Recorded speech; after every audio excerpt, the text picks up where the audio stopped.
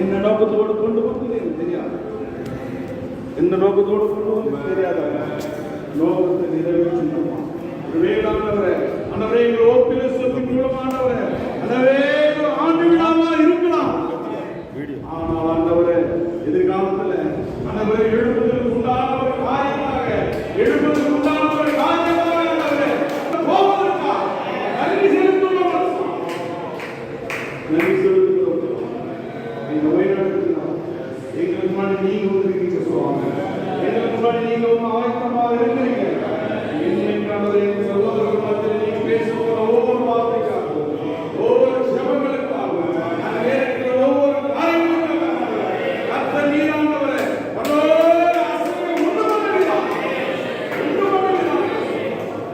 உண்டு பண்ணுகிறார். தொடர்ந்து பிரசன்னம் நீங்க அம்மா ஒரு மணி